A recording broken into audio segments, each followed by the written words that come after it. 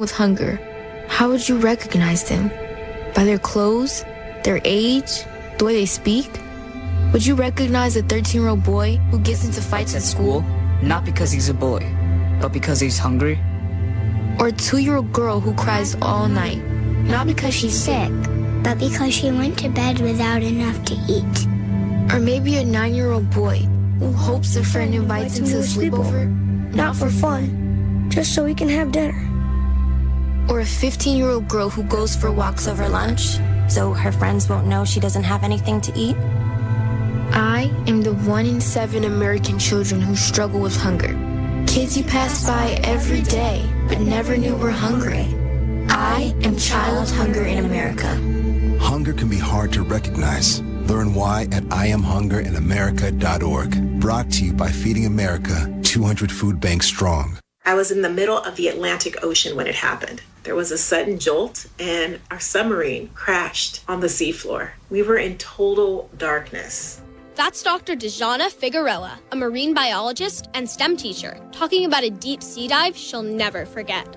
It's funny, when I was a kid, I was afraid of the ocean, and there I was, 2 miles below the surface. But as a scientist, you prepare for that. Using our training and a little creativity, we fixed the sub and finished our experiments. The dive was just too important. Every dive gives us glimpses at things few people ever get to see. Glowing creatures, fiery undersea volcanoes. When we got back to the surface, I kissed the ground and called my mom, of course. But you know what? I wouldn't trade that dive for anything. Dr. Figueroa uses her passion for STEM to discover new things and make the world a better place. She can STEM, so can you. Check out She Can STEM for more stories and inspiration. A message from the Ad Council. This is Scott Richmond and Arnie Sherman. You're listening to What Do You Know on Newstalk KGVO, AM 1290 and 98.3 FM.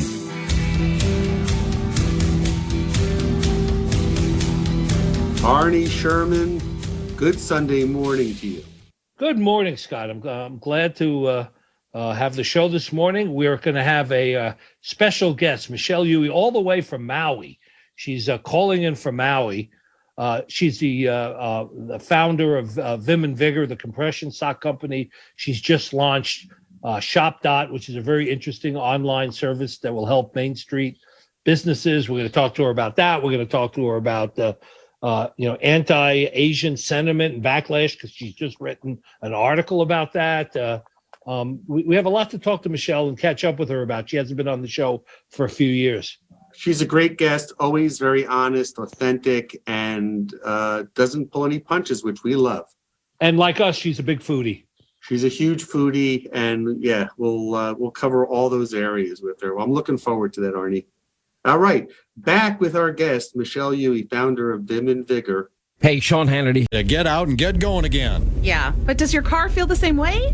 Good point. For fast, reliable, honest, and reasonable vehicle checkups and repairs, better stop at Brian's Auto first. Tune-ups, brakes, AC service, transmission, leaks, stalling out, you name it. And if your check engine light comes on, they do free diagnostics to help pinpoint what the problem might be. No obligation. The right smaller shop for your car is Brian's Auto. Just off West Broadway in Palmer, behind Gomer's U.S. Diesel.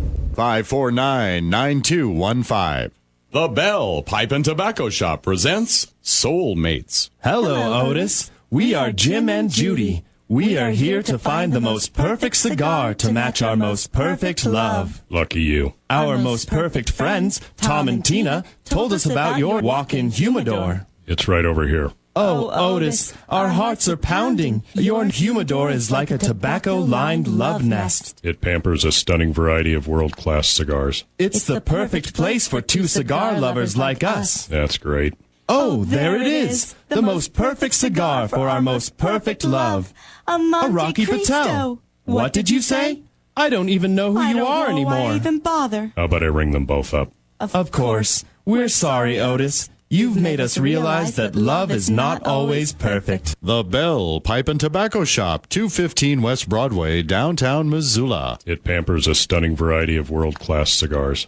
Now is the time to think Kubota Orange. Big Sky Kubota's open and ready for spring and summer. Move up to Kubota zero-turn mowers, Kubota compact and full-size tractors, utility vehicles, excavators, and skid steers. Take advantage of 0 down and 0% finance offers now through June 30th. See us or go to KubotaUSA.com for more information. Cash sale discounts also available. Work with the local Kubota guys, John and Ben at Big Sky Kubota, 3 miles west of the Missoula Airport on Highway 10. Think orange. Eleanor steals your heart. She was diagnosed at 5 weeks old, a type of leukemia, and it's associated with Down syndrome. Being able to come to St. Jude was a blessing and the best place for her. Talking to the doctors and nurses, they were on top of it. They got this, we got this, it's gonna be okay, and we're gonna get through this. Here, it's like a celebration of life. There's so much great stuff happening. The doctors and nurses are her best friends, and you can tell that they love her, and you could tell she loves them, and that relationship is just amazing. We're just so grateful for them. St. Jude Children's Research Hospital. Finding cures, saving children. Learn more at stjude.org. Arnie, we are back with our guest, Michelle. Michelle Huie, it's so good to see and talk to you again. How you been? I've been hanging in there. It's been okay. I have to say, though, that I'm in Hawaii, so life is pretty good right now.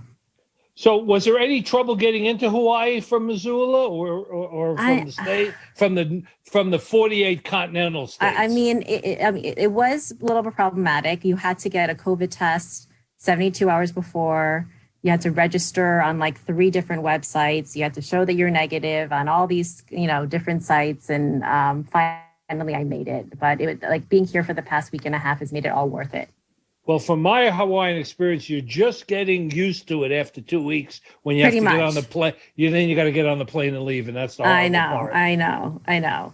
But you've also been in New York during this COVID experience. How much time when were you there, and how much time did you spend there? I was in New York for the month of February. I hadn't seen my family in about a year and a half, and I just had to go back. I was just really missing it. I was really nervous about flying. It was like before vaccinations and everything, but I was like a paranoid person getting on a plane and interacting with people. It's kind of weird. It's just like, you get on a plane and these are things that you did normally pre-COVID, like all the time. Right. And then now everything, you look at everyone suspiciously, like someone makes a little cough. You're like, what's going on? Right. It's really weird. Yeah, everybody, somebody coughs and they throw them out, I know, they get out of here. Yeah. Get off the plane. Yeah. So what was New York like in February?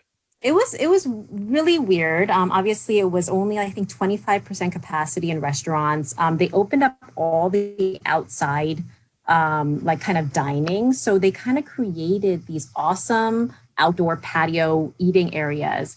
The thing, it was February. So we were eating in 25-degree New York City weather, in between like mud and like snowstorms and all that stuff. And I remember like I took my niece out to lunch and we were sitting outside and she's like, oh, it's pretty warm. It's only like 30 degrees. It's fine. And I was like, Kiana, which my niece's name, I was like, a year ago, you would never be sitting outside eating in 30-degree weather. And now you're like, it's pretty warm. It's fine. So for our listeners, your family's been in the ice cream business. What's selling ice cream in New York City been like for the past 14 months? I don't know. My dad retired about 15, 20 years ago. But, when I was about 5, he bought an ice cream franchise, Carvel. All the East Coasters know Carvel. They've had a lot of the cakes, Cookie Puss, Fudgy the Whale, all that good stuff. Cookie Puss is my favorite. It was also Fudgy the Whale. It was exactly one mold for everybody. It was amazing. Michelle, you can go into Walmart in Missoula and get Carvel ice cream cakes. I know. Really? So they're not franchises. Yeah. They're all in a lot of supermarkets now. Yeah. It was great. It's like a family business. I worked there during the summers, like slave labor from the age of 10 to like 15. Working 12-hour days, 365, the works, making flying saucers, bonbonnets, Fudgy the World cakes, day and night. But it was a good experience. I had the strongest forearms at the end of every summer. It was amazing. So, Michelle, Vim and Vigor is one of your, main foci because it's you've been CEO of that company for 8 years. So tell our listeners, to refresh their memory, a little bit about Vim and Vigor and how's it been going for you for the last year or so? So I launched Vim and Vigor about 8 years ago, and it really started as a side hustle for me. I had a full-time job doing pharmaceutical sales and thought of the idea of stylish compression socks. And so I was on a mission to launch it. So I launched it 8 years ago. And about 3 or 4 years ago, I actually went all in. So for the first couple of years, it was a side hustle where I still had my full-time job. About 3 or 4 years ago, I decided to go all in and be 100% on Vim and Vigor. And it's definitely an experience. It's had its ups and downs like any business with COVID. I think we chatted last year during this time, and we lost about 60% of our revenue overnight because most of our business came from brick and mortar stores. And it really forced us to really pivot. We had to cut costs substantially and really move to a much more of an online model. And our business is actually doing pretty well now, actually. This last quarter, we are about 150% up from Q1 of last year. So we made the pivot, rebounded, and we're doing really well. I have an awesome team. So never satisfied with having just one job. No. You just launched 6 months ago, ShopDot. Yeah. Right? So ShopDot is a project that I just launched. It's not on the market yet, but it's a platform that helps retailers grow their product assortment without operational hassle or inventory risk. And the way that it works is retailers partner directly with brand suppliers to provide the product listing, the inventory, and also the drop shipping capabilities for the retailer's end customer. And so it allows retailers to grow their product assortment, but have a stronger relationship with the brand suppliers to really help providing the end product to the end customer. So how's that different from how they do it now? So right now, the way that it works is a retailer, pays up front for inventory, gets the inventory, stores the inventory, and then they make their money back as they sell it. And this is like if they have a brick and mortar store or if they just sell online. Now, with online, the hard thing is you have these big companies like Walmart, like Best Buy, like Amazon, that have such deep product assortments that so many retailers can't compete with the Amazons, with the Walmarts of the world because of these deep product assortments, the pricing that they have, and the relationships that Amazon has with brand suppliers. So what ShopDot allows to have a similar working relationship and model as these big companies with the brand supplier. So where the brand supplier is actually housing the inventory, the retailer, when they sell a product on their website, the brand actually ships a product out on the behalf of the retailer.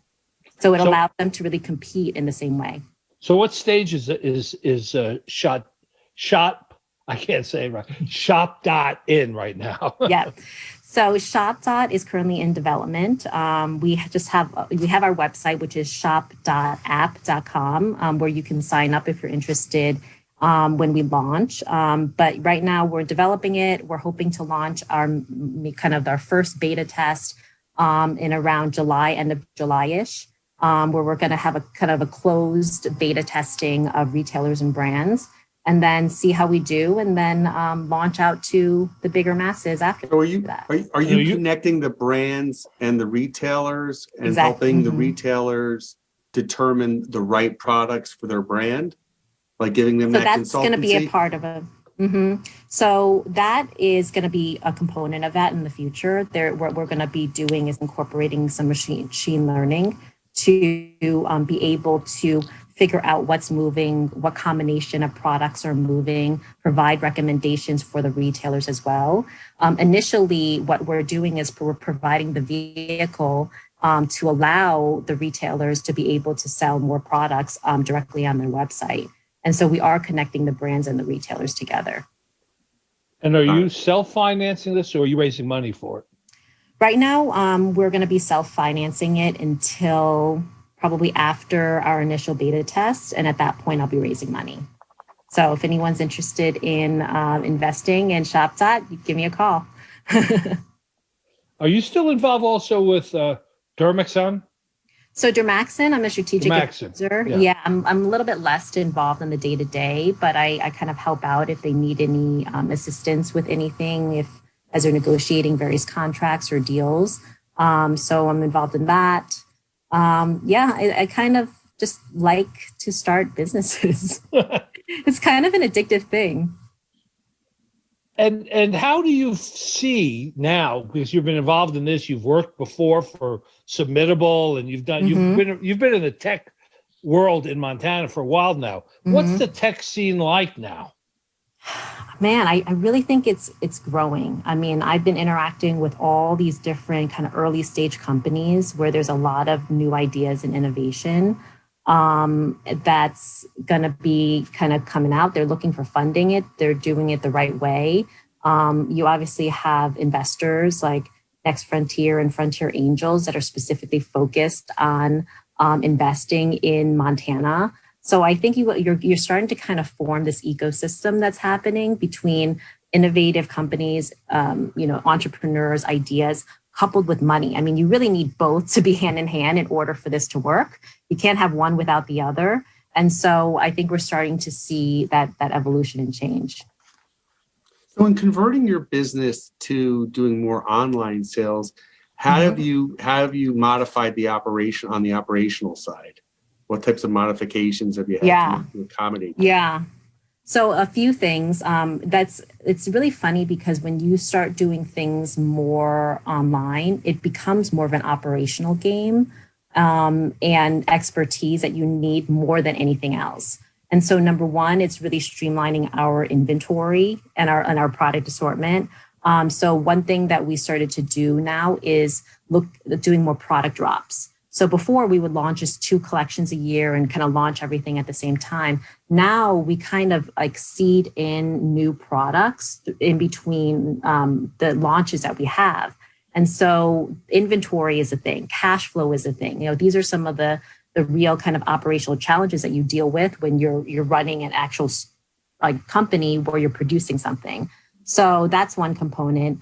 And really just streamlining kind of the end-to-end communication and interactions that we have with our customers. One good thing about going more direct to consumer is that we're a lot closer to our customers than we were when we're working directly with retailers. We still have a big retail presence, so that's still an important part of our business. But since our e-commerce business has grown, we're definitely connecting a lot with customers. We're getting more feedback from customers, and that is always a good thing because that helps us really change and shape the brand and where we're going. Have you had any challenges on the manufacturing side because of COVID? Yes. So what we're seeing a lot is just overall delays in shipments, and we're seeing that right now. Actually, I was supposed to get a shipment about a month ago, and I'm not sure if I'm going to get it in the next, week or two. I'll be lucky if I get it. So what's happening is that with a lot of our product is made in Taiwan, and Taiwan has actually done really well with COVID, and there was no hiccups in terms of producing product. But when you have your product made overseas, the shipping containers is actually what's a big problem right now. So shipping containers are coming to the US, but shipping containers aren't going out in the same velocity as they are coming in. And so there are just massive amounts of delays on when I can even get my product on a vessel to even come to the US. There's so many components that have such a huge effect on business that you don't even think about sometimes. It's just shipping container, just make more shipping containers. No, it doesn't work like that. Well, is the shortage of inbound to the U.S. shipping containers driven the price up? The transportation Yeah. cost? Oh my gosh. Our transportation cost has increased about 50 to 60%. Yeah. And this is on a vessel. Like, we don't airship anything. That's way too expensive. But that's just increase the price of everything. And consumer products overall are just massively high right now. I mean, everything is high. Does that force companies to start reconsidering maybe bringing manufacturing stateside? I think we are. You know, this is something that's been going on, kind of a made in the USA component for many, many years. I think possibly, you know, I think that that's something that we may see more of which reduce some of those risks of transportation. The challenge of that is some of the technology and some of the expertise. So I think it really depends on what's produced, where it's not like a universal thing that everything can just all of a sudden be made in the USA.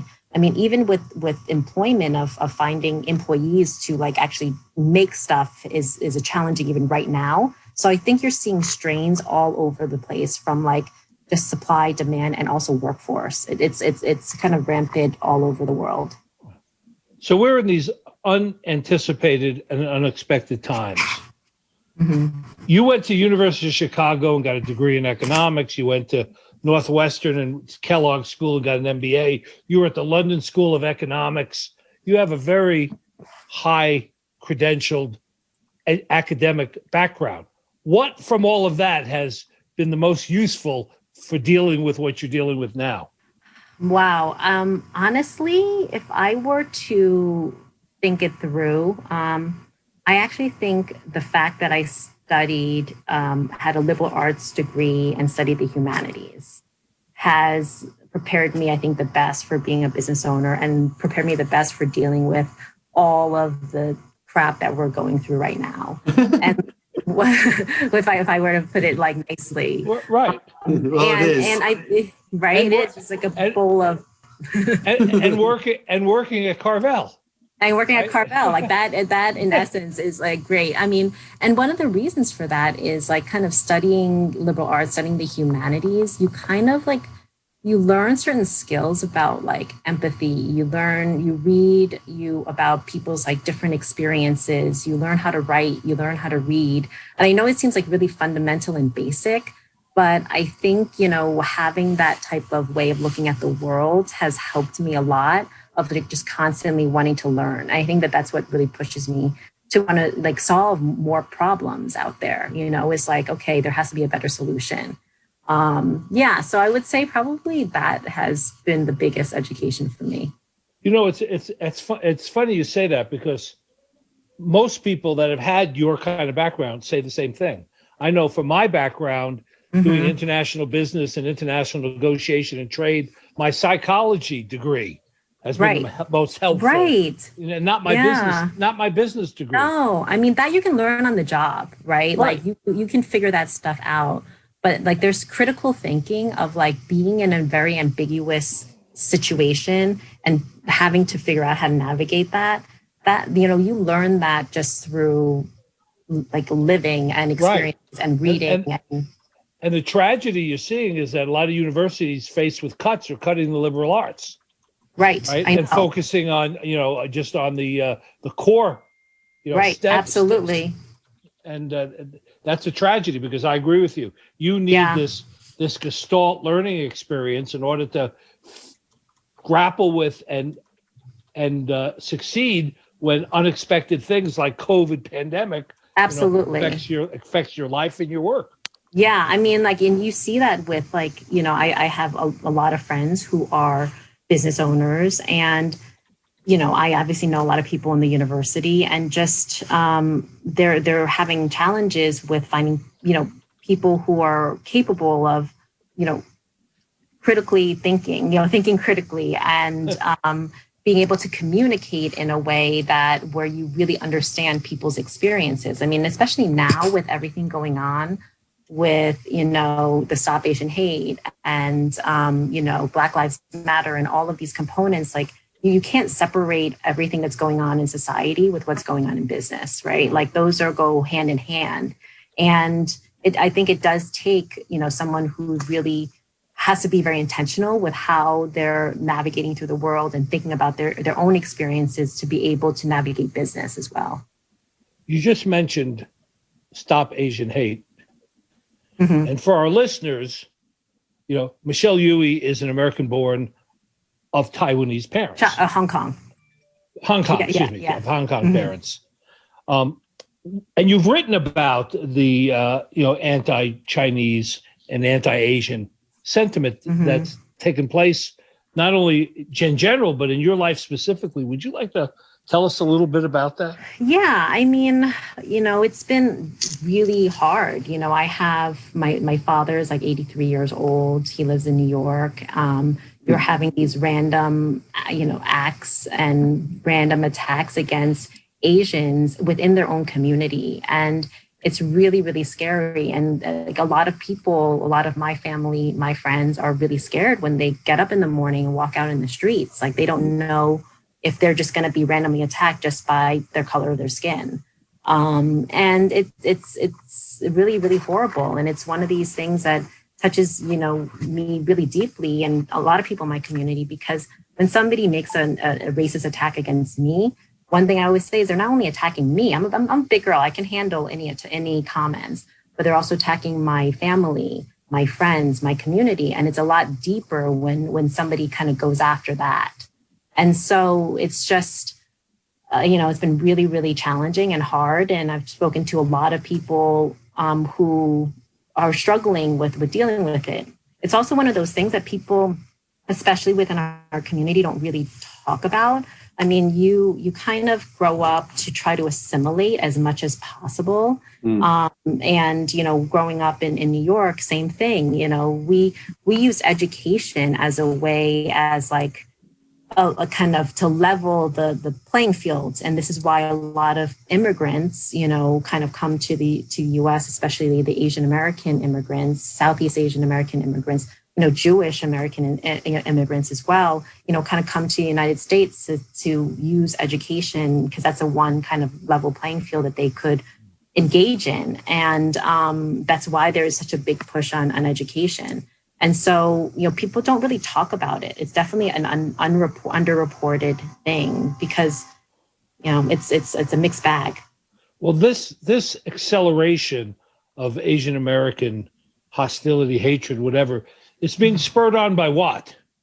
What's the root cause of this? Yeah, I mean, this kind of comments and attacks against Asians have happened since Asians have been in the United States. This is not like all of a sudden but it's definitely been brought on obviously by COVID, obviously by people calling it, the Chinese virus, and obviously brought on by the ex-president of the United States, of being very, very vocal about that. And that's just when somebody in that character or that, elevated status, makes kind of open attacks against Chinese people or Asian people, it kind of gives the ability for other people to be more open about that as well. And Michelle, have you encountered any of this anti-Asian American sentiment and bias and, in your day-to-day business?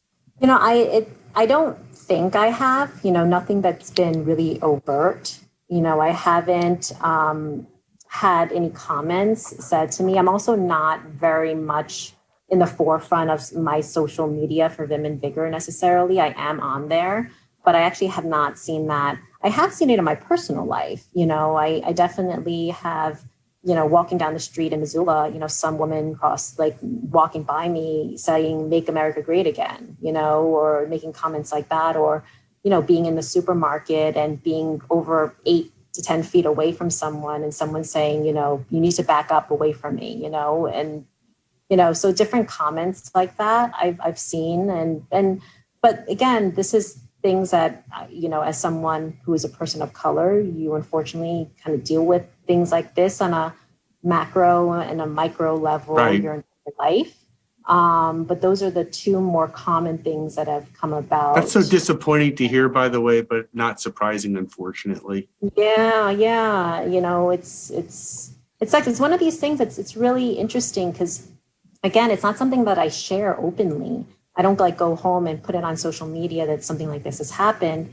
And more recently, in some of these interviews, when I've made these comments, I have friends say, reach out to me and say they had no idea that I was having kind of racist comments said to me, or just not aware that things like that had ever happened to me before. And, I can totally see how obviously it's not something I broadcast openly, but like I said, unfortunately, if you are a person of color, you're likely going to have comments like this said to you. And the assumption should be more on the side that probably people are getting things like that happening to them. Not. You're absolutely right. There was more of a condoning of it by the former president of the United States, and there's a lot of ignorant people in this country, and they like to play this game that, well, I'm not prejudiced. I don't discriminate. Right. There isn't any institutional racism. No, yeah. I mean, and that's ridiculous. Right, I know. And there is. I mean, of course there is. That is just they're living underneath a rock. Tim Scott, the senator from South Carolina, said there's no who's an Afro-American, the only Afro-American Republican senator, and I think he's the only Afro-American Republican congressman, I believe. But in any event, he said in the same two sentences, there isn't any institutional racism in America, and I've been stopped 18 or 19 times by the police for no reason. Yeah, I know. And it's a semantic issue. Right. And it's exactly, it's not one of those things where obviously there's those open attacks that are blatant, but these these micro things that happen, that you're just like, is this a coincidence or is there something more systemic here? Most likely there's something more systemic here. Sure. Numbers don't lie. Beating up an elderly Asian woman on the street for no reason. Yeah. Is not just random. No. Somebody was, jacked up thinking that, all this coronavirus was caused by Asians and sees an Asian right. Yeah. And a lot of these attacks are happening towards the elderly, which is really, really sad. I mean, these are old people who, can't really fight back in the same way. And, a lot of times, again, they don't say anything because of the language barrier, because they don't want to draw attention to it. And just the culture, the cultural issues. Culturally, it's just one of those things that is just never talked about. Yeah, I want to just do a quick ID. Our guest is Michelle Huie. She's the founder of VIGR and now a new company, Shop. Arnie. You're in Maui, you're in New York. Where are you going to next? Where am I going to next? I'm going to go back east to see my family because it's important for me to eat some different types of foods. like I need a good Italian restaurant. I need some dim sum. I need, some soupy dumplings. These are I need a pizza. I need a bagel with schmear. I need all of those things. Yeah. You're talking our language. I know. My favorite, Jewish men from the East Coast. Right. Exactly right. We're cut from the same cloth. We are. Well, the one thing that you don't get in Missoula, unless you get it by, new people moving in here and diversifying the population bases, back east, you have all of these cultures living in one area, and you get a chance to experience that without having to leave the city. You can go and get, I was reading, I'm going to be going to New York on Friday, and I was just reading about a new Filipino restaurant and, Honduran food and all the other things you mentioned. You can get that all in one city. Here, we have a hard time, branching out from a very narrow range. We certainly now have some Japanese food. We still don't have a great Chinese selection in town. No. We don't have much ethnic food of any kind. And when you're brought up on it, when you have that available to you, on an easy basis, miss that because it's part of your growing up. It's part of your heritage. It's a huge part of my culture, and it's funny because in Chinese, people don't really, my dad, he doesn't say how are you? His expression is, have you eaten yet? in Chinese. Right. Right. And Yeah. that's the expression. And I remember one time Kyle, my partner, who's not Chinese, my dad calls him and it's 9:00 at night. He picks up the phone and my dad's like in his English kind of, have you eaten yet? And he's like, what? He's like, have you eaten yet? And then Kyle's like, your dad's asking us if we've eaten yet? And I was like, just say yes. Just say yes. Because like all that matters is like, if you've eaten, you're good. Like there's only like 2 ways I can get my dad off the phone. Number 1 is I need to eat, or like I'm working. Like then that's the only way. If they're, you know. Let me ask you this question. So your love of food, your love of different delicacies, and your business acumen in online shopping, have you kind of figured like how the Katz's Delis and Goldbellies and, you know, have you sampled all those services? Of and course. What are your thoughts on that? What are your thoughts on that? And why can't, wait, hold on, 2-part question. So what are your thoughts on that from a front end perspective? And how can they improve? Second question. And third question is there a legitimate, decent distributor of Asian food from the coasts that is doing online work? Because I can't think of one. Yeah. So I've ordered Katz's Deli. I've ordered lox and H&H bagels from New York. What I've ordered. From H&H or from Goldbelly or from? No, it's Goldbelly. You know, do they deliver an H&H with lox and right. work? And I mean, it's a you know, a fine product. It's expensive. Obviously, the shipping and all the packaging is really expensive, but you're kind of paying for that experience. You know, you're like, okay, it's not something you're going to be getting every single week, but if you're missing some East Coast delicacies, you're going to go for it. I haven't quite found Asian food in the same way, though. Like these types of delicate, you know, like yes. Oh, no one's shipping dim sum, you know, like no one's gonna. But I think dim sum is part of the experience. You have like it's fresh. That's fresh. You have the aunties pushing the cart, and you're like screaming at them, you know, what you want, and it's like. I mean, P.F. Chang's and the grocery store doesn't cut it. Doesn't cut it. Like, no, it doesn't cut it. Yeah, I'm like, never. You know, the lettuce cups or whatever. Like, it's the same. That's not what I'm craving. Yeah. That's funny. So you'll like to know this. So my plane arrives at 5:00 on Friday at LaGuardia. Mm-hmm. At 6:30, I'm going to be in a Tang Pavilion on 56th Street having orange beef. Oh my God, Arnie! let me give you a little tip. He's out in Queens, Michelle. You should be in Flushing, Arnie. No, I'm in New York City. No, I know where you're going, but I'm telling you, go to Flushing first. Because Flushing is good stuff. The best Chinatown is in Flushing.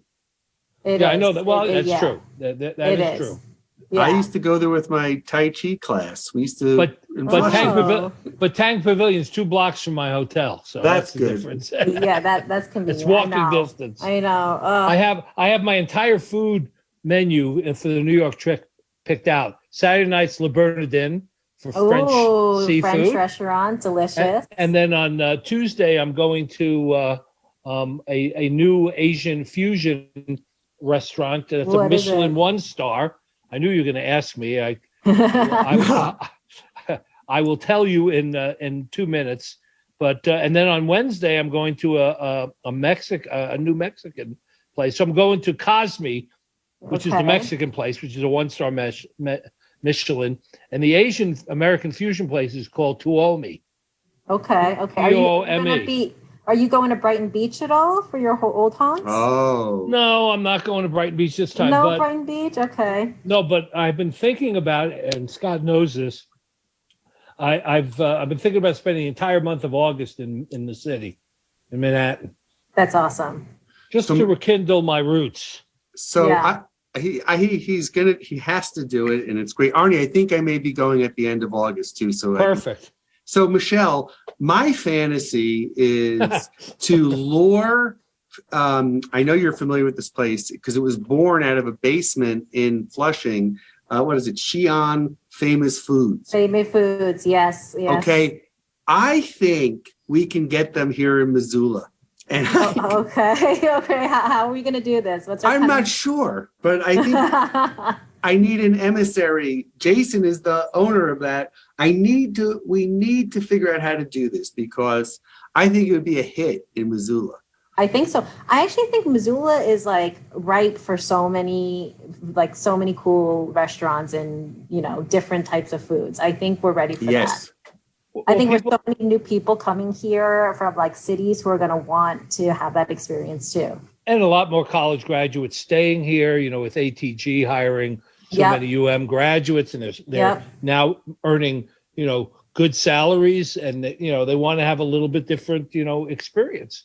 We have to introduce you, Michelle, to frequent guest of our show, Andy Holleran, who is the developer who just developed the AC Hotel in town.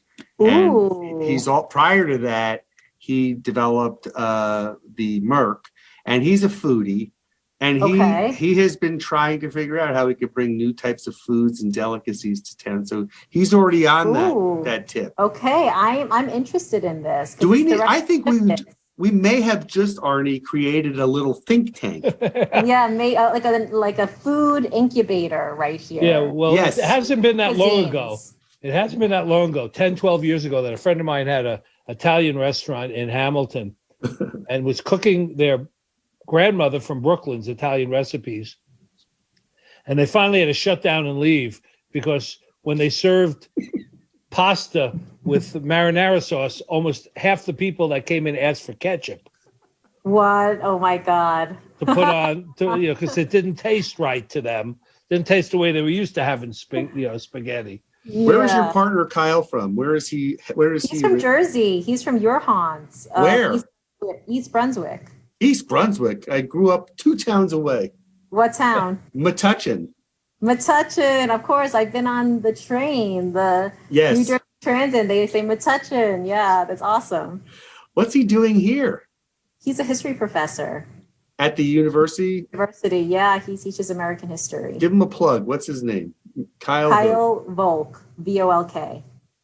Okay. Volk, yeah. So he teaches some very popular courses. One course is Intoxication Nation, which is a history of alcohol in the United States. It's very popular. That's an interesting topic. And he, during kind of pre-COVID, he would take the students on different kind of tours through Bayern and Montgomery and Kettle House. We may have to have Kyle on the show because I'm very interested in the topic of how there's a lot of pressure on teaching a revisionist American history that removes references to slavery and all this other kind of negative stuff, and that's horrible.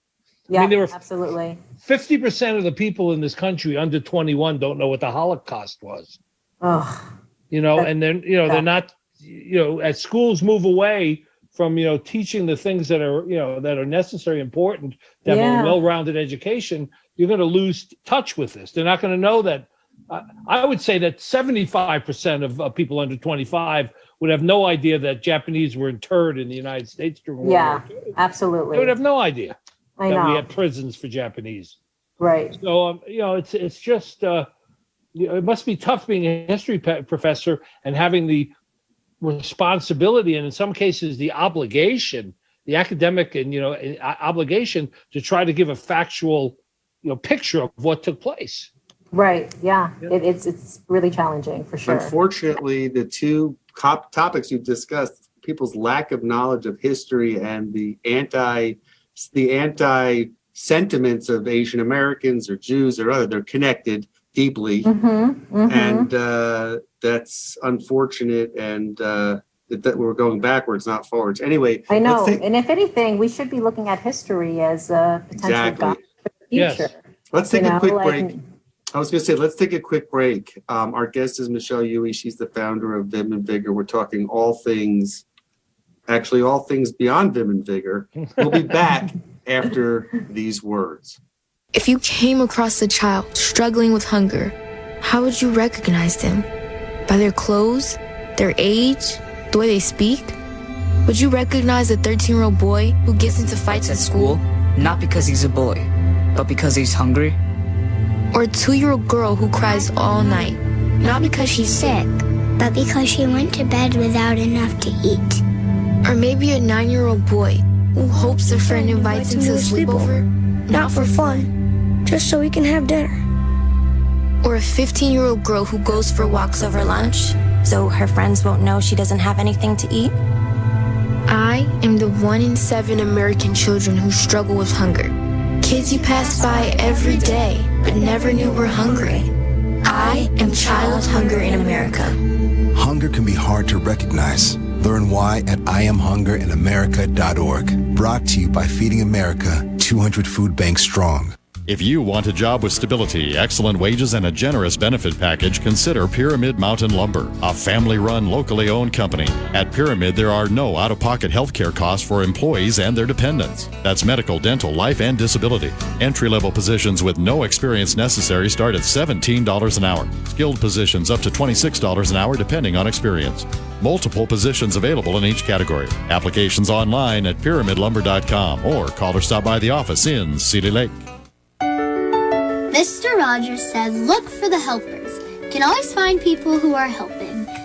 Thank you to all the first responders who put their lives in danger to help us when my brothers and sisters and mom and dad and grandpa and grandma need them. Thank you, first responders. This is what I signed up for as a first responder. I am constantly worried about being exposed to this virus and potentially bringing it back to my home and my family. I'm going to continue going to work day in and day out and providing help to those that need it. We look out for the helpers because they look out for us. Thank you, first responders. Thank you, first responders.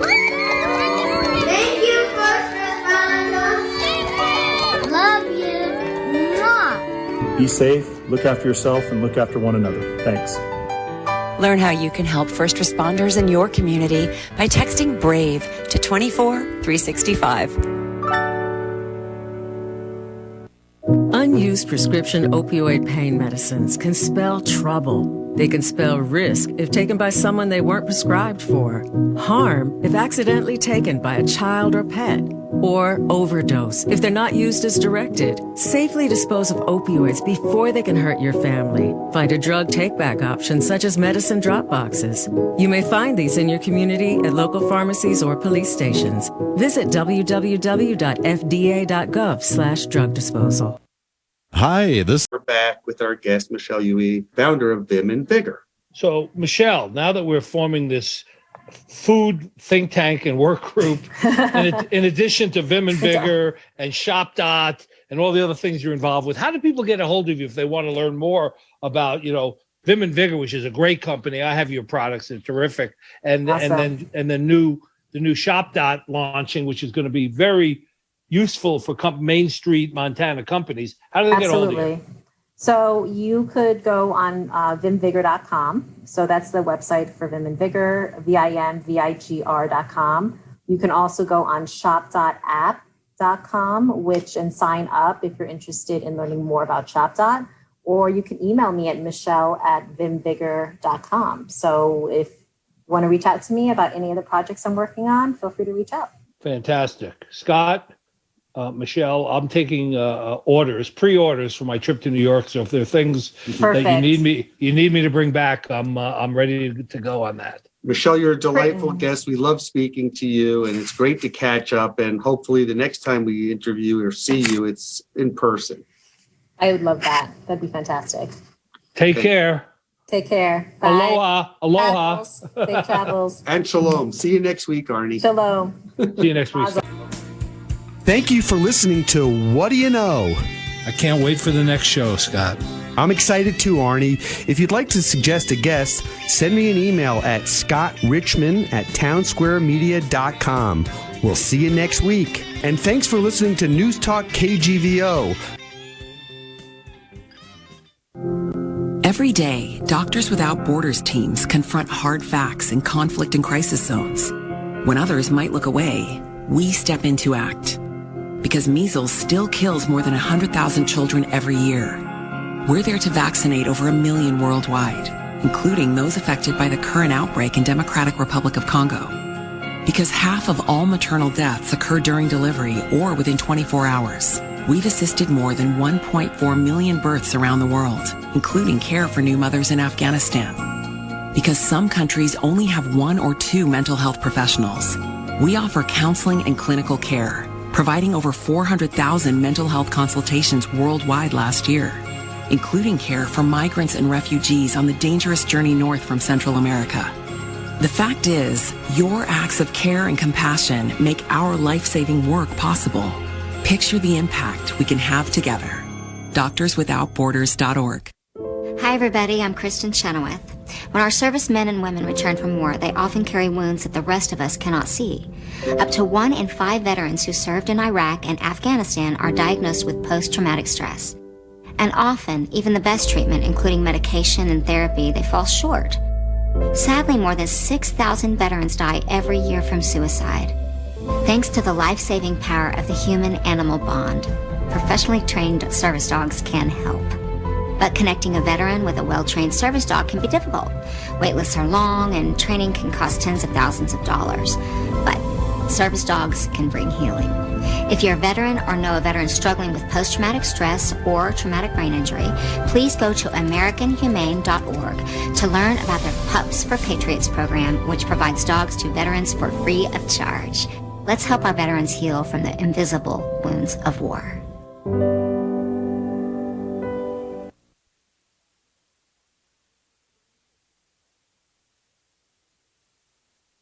Teen alcohol